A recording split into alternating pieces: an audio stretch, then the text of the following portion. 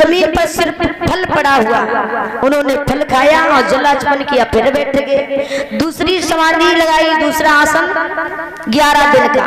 11 दिन के बाद सिर्फ जमीन पर पत्ते पड़े, पत्तों को मीस करके खाया और जलाचमन करके बैठ गए। तीसरा आसन 27 दिन का। अब एक पैर के अंगूठा पर खड़े हुए और जैसे ध्रुव ने अपने प्राणवायु को खींचा तो क्षीर सागर खोलने लगा, महाप्रलय सी आने लगी। अब उसी समय देवराज इंद्र का इंद्रासन डगमगाने लगा। अब इंद्र सोच रहा है कोई हमारी पदवी सहायता है, तो इंद्र ने क्या किया, अप्सराएं भेजे और जैसे ही अप्सराएं चली देखा एक छोटा सा बच्चा तपस्या कर रहा है, आपस में बातचीत करने लगी। बहन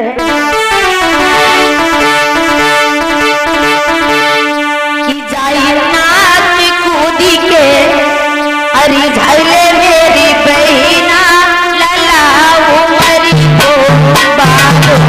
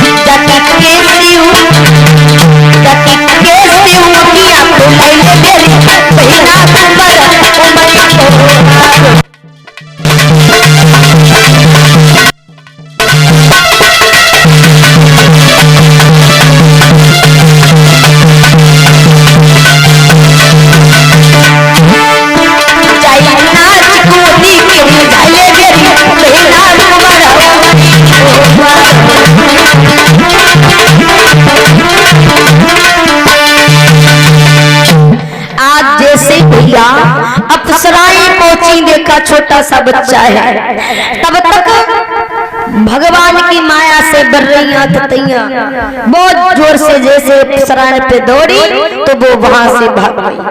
भगवान की माया थी। तो उसी समय कहते हैं जब वो प्राणवायु को खींचा कि जब ध्रुव ने खींची प्राणवायु तो वायु रुकी त्रिलोकों की कुहराम पड़ा ब्रह्मांड हिला दम घुटने लगी प्राणियों की। उसी समय क्षीर सागर खोलने लगा महाप्रलय से आने लगी। क्षीर सागर में शेषनाग की सैया पर बैठे हुए भगवान विष्णु ने जवाब दिया है नारद तो क्या हो रहा? नारद बोले हो क्या रहा? जरा सा बच्चा तुम्हारी तपस्या कर रहा है और तुम्हें तो खुद ही फुर्सत नहीं है जाने की। जाओ जाकर के अपने भक्त को दर्शन दो। तो उसी समय आज भगवान गरुड़ सवारी पे सवार होकर के आए और जहां पर वो जरा सा बच्चा तपस्या कर रहा था भगवान आकर के बोले बेटा ध्रुव तो समाधि लगाए बैठे भगवान की छड़ों में ध्यान लगाए। जवाब दिया वो ध्रुव नहीं बोले। तो उसी समय भगवान ने देखा विचार किया अरे तो हमारी मूर्ति अपने हृदय में विराजमान किए हुए। तो भगवान ने उस मूर्ति को खींचा तो ध्रुव जमीन पर हाय पिता कह करके गिर पड़े। जमीन पर गिरने से पहले भगवान ने ध्रुव को गोद में ले लिया। अब ध्रुव को गोद में ले लिया तो ध्रुव ने भगवान की ओर देखा तो उनकी ओर देख करके ध्रुव की आंखों से आंसू निकल आए और जो आंसू भगवान की गोद में समाते हुए चले गए। भगवान ने पूछा है ध्रुव एक बात बता तुम रोए क्यों? ध्रुव कहने लगे रोए क्यों? प्रभु भक्तों को सताना तुम्हारा काम बन गया है। क्यों?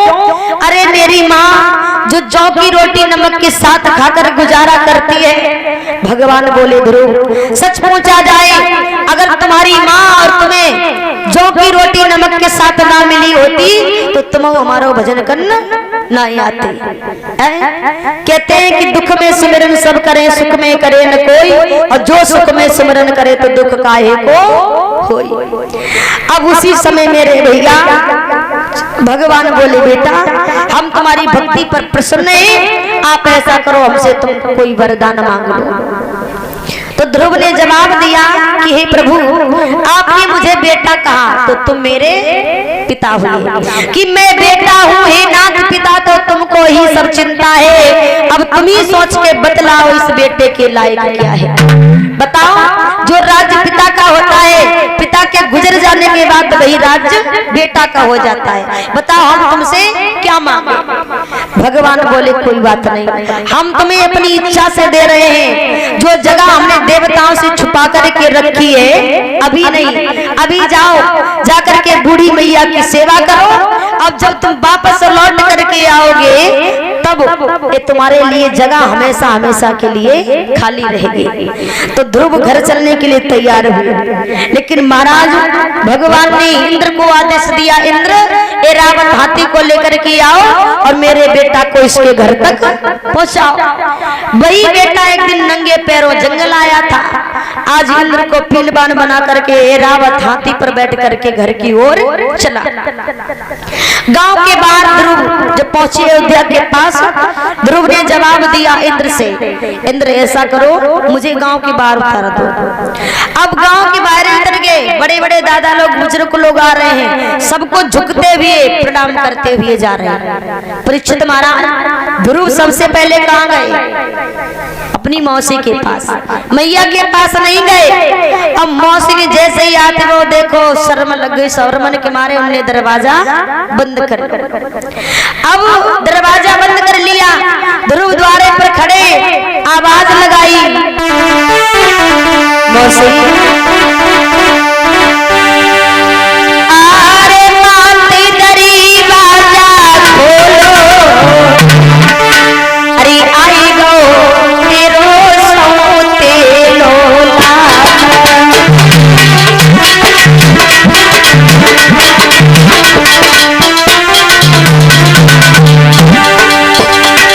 मैया दरवाजा खोलो आई हो तेरो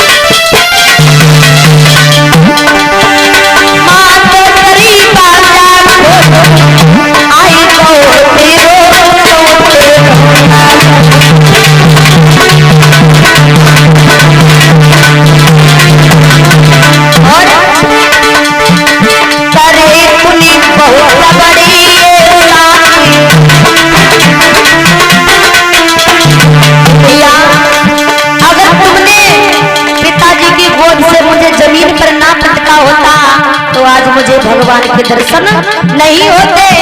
बोले ध्रुव मौसी करी तूने बहुत बड़ी ऐसा मिलाई दी भगवान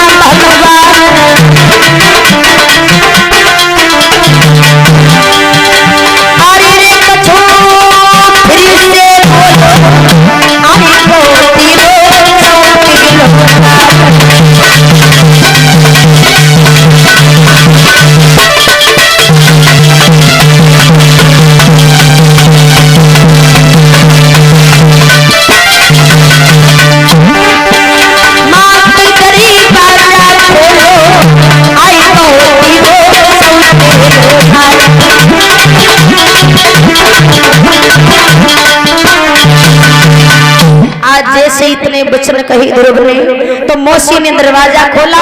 सर्वप्रथम ध्रुव ने अपने मौसी के चरण स्पर्श किए, फिर अपनी मैया के पास गई। जो मैया रोते रोते ध्रुव के वियोग में अंधी हो चुकी थी। तो ध्रुव ने देखा आज मैया की आंखों में तपस्या के द्वारा फूंक मारी तो मैया की आंखें जैसी की तैसी हो गई। अब वहां पर उत्तानपाद भी आए, महाराज पिताजी के भी चरण स्पर्श किए ध्रुव ने। तो मैया बोली बेटा तुझे भगवान के दर्शन हो गए? ध्रुव ने जवाब दिया हाँ मां। लेकिन जवाब देती है वो मैया बेटा जब तक तुम मुझे दर्शन नहीं करवाओगे भगवान के तब तक मैं नहीं मानूंगी तुझे भगवान के दर्शन हुए। तो ध्रुव ने वही मंत्र उच्चारण किया ओम नमो भगवते वासुदेवाय। सोई भगवान चतुर्भुजी बन करके प्रकट हो गई। तो भगवान सिर्फ दो ही को दर्शन दे रहे हैं, ध्रुव को और उनकी मैया को। राजा उत्तानपाद सुरुचि वैसे टकटकी लगाए खड़े, आवाज आ रही है, आवाज आई कि हम तुम्हारी भक्ति पर प्रसन्न हैं, हे देवी कुछ वरदान मांगो। तो उसी समय वो मैया कहने लगी हे प्रभु जब जब मैं इस पृथ्वी पर देह धारण करके आऊं तब तब मुझे यही पुत्र मिले, यही पति मिले और यही सौत मिले। परीक्षित महाराज याद रखना आजकल की होती कहती भगवान जय पति दियो जय पुत्र दियो, लेकिन ऐसी सौती ना दियो, जाने इतने दुख दिए कष्ट दिए। अब उसी समय भगवान बोले वो मस्त जाओ ऐसा ही होगा। भगवान ने वरदान दिया, प्रभु अंतर ध्यान हुए। राजा उत्तानपाद ने अपने बेटा ध्रुव को राजा बनाया, दोनों रानियों को साथ लिया और जंगल भगवान का भजन करने चले गए। लेकिन ध्रुव के एक मौसी के लड़का है जिनका नाम था उत्तम। उत्तम को एक कुबेर ने मार दिया। परीक्षित महाराज क्यों मारा? क्योंकि कुबेर के घर में एक लड़की थी जो उत्तम को बहुत चाहती थी। एक दिन की बात उत्तम रथ लेकर के जा रहा था तो वो लड़की ने रथ घेर लिया, रास्ता घेर लिया और वो लड़की कहने लगी उत्तम मेरे साथ शादी कर लो। उत्तम ने जवाब दिया नहीं, मेरे बड़े भैया ध्रुव हैं, जहां वो मेरी शादी करवाएंगे वहीं मैं अपनी शादी करूंगा। तो उत्तम से वो लड़की कहने लगी अगर तुम मुझे लेकर के नहीं गए तो मैं तुम्हें श्राप दे दूंगी। श्राप का नाम सुनकर के उत्तम डर गया और उत्तम ने उस लड़की को रथ में बिठाया लेकर के चला गया। तो जब चला गया तो आंख समात ध्रुव इधर यानी कुबेर को मालूम हुआ कि मेरी लड़की को भगा करके ले गया उत्तम। तो कुबेर सेना को ले गया, सेना ले जा करके कुबेर ने उत्तम को जान से मार दिया। अब ध्रुव को मालूम हुआ कि मेरे भैया को कुबेर ने मार डाला।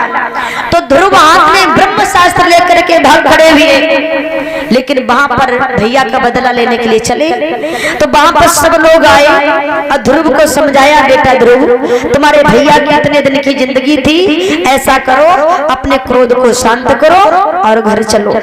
ध्रुव को समझाया तो ध्रुव ने क्रोध शांति किया, घर आए तो ध्रुव की शादी हुई। फिर इनके एक बेटा हुआ जिसका नाम रखा गया उत्कल। ध्रुव ने अपने बेटा उत्कल को राजा बनाया, अंत में भगवान का भजन किया और अंत में जब भजन करके परम धाम के लिए चले जाते हैं। कहते हैं परीक्षित महाराज ध्रुव ने अयोध्या में 27,000 वर्ष तक राज्य किया था। राज्य करने के बाद अपने अपने बेटा को राजा बनाया। उसके बाद भगवान का भजन करने के बाद परम धाम के लिए जाते हैं। कहते हैं जे आज भी अपनी जगह पर अटल हैं। क्यों? जो ध्रुव तारा के नाम से विख्यात है, ये वही ध्रुव है, आज भी अपनी जगह पर अटल है। बोलिए गोविंद भगवान की, बोले वृंदावन भी हरिलाल की। आप सभी लोगों को संकीर्तन, बड़ी सुंदर कथा।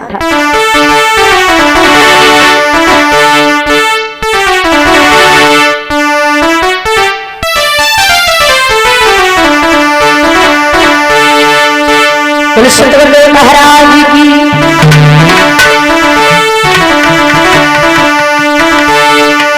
संदेशा आ गया प्रभु का और चलने की करी तैयारी है।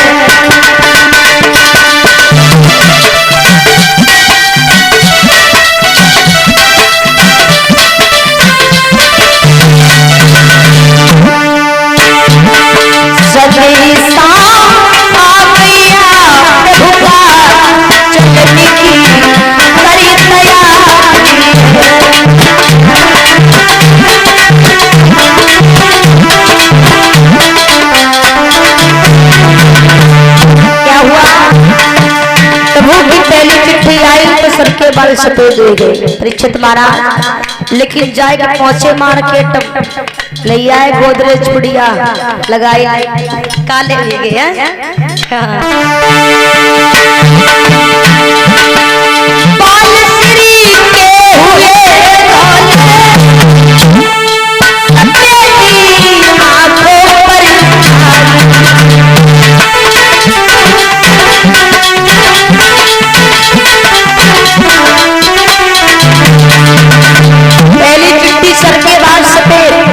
दूसरी चिट्ठी आखिर का नजला कम हुआ और आगे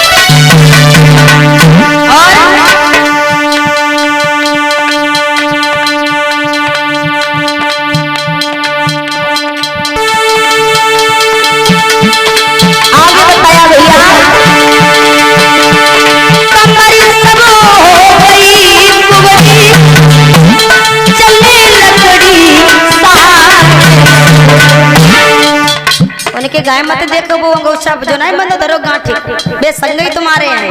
हाँ